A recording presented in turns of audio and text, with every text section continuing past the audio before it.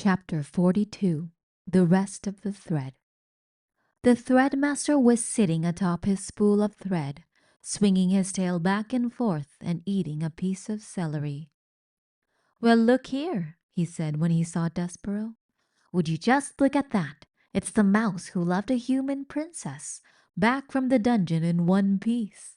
The old threadmaster would say that I didn't do my job well, that because you are still alive, I must have tied the thread incorrectly.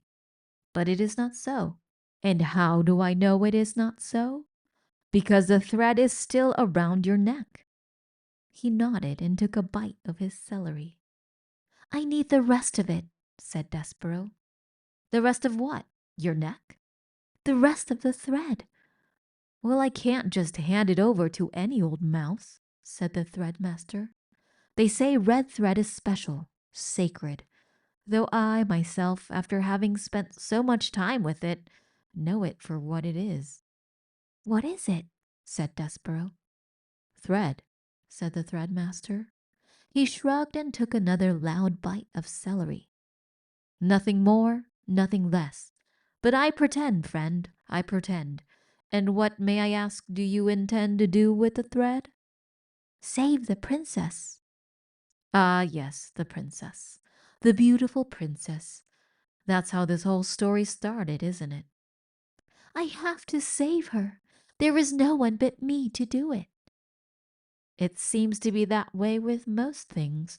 No one to do the really disagreeable jobs except oneself. And how, exactly, will you use a spool of thread to save a princess?" "A rat has taken her and hidden her in the dungeon, so I have to go back to the dungeon, and it is full of twists and turns and hidden chambers." "Like a maze," said the threadmaster. "Yes, like a maze, and I have to find my way to her, wherever she is hidden, and then I have to lead her back out again, and the only way to do that is with the thread. Gregory the jailer tied a rope around his ankle so that he would not get lost." As the mouse said this, he shuddered, thinking of Gregory and his broken rope, dying, lost in the darkness. "I," said Despereaux, I will use thread." The threadmaster nodded. I see, he said. He took a meditative bite of celery. "You, friend, are on a quest." "I don't know what that is," said Despereaux. "You don't have to know. You just have to feel compelled to do the thing, the impossible, important task at hand." "Impossible?" said Despereaux. "Impossible," said the threadmaster. "Important." He sat chewing his celery and staring somewhere past Despereaux, and then suddenly he leapt off his spool. "Who am I to stand in the way of a quest?" he said. "Roll her away." "I can have it?" "Yes, for your quest." Despereaux put his front paws up and touched the spool. He gave it an experimental push forward.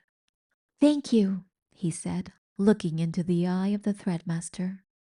"I don't know your name." Hovis. "Thank you, Hovis." There's something else. Something that belongs with the thread." Hovis went into a corner and came back with a needle. "You can use it for your protection." "Like a sword," said Despereaux. "Like a knight would have."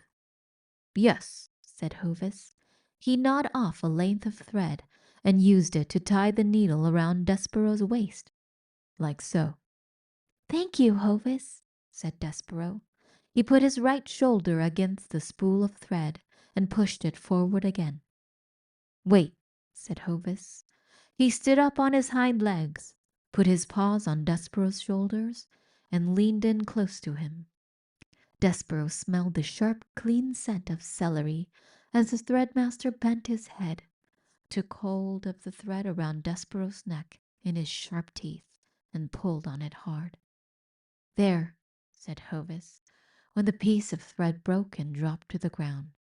"Now you're free. You see, you're not going into the dungeon because you have to. You're going because you choose to." "Yes," said Despereaux, "because I am on a quest." The words felt good and right in his mouth.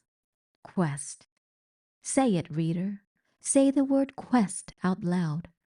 It is an extraordinary word, isn't it?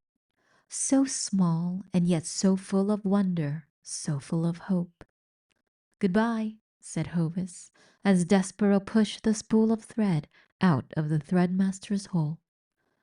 I have never known a mouse who has made it out of the dungeon, only to go back into it again. Goodbye, friend. Goodbye, mouse among mice.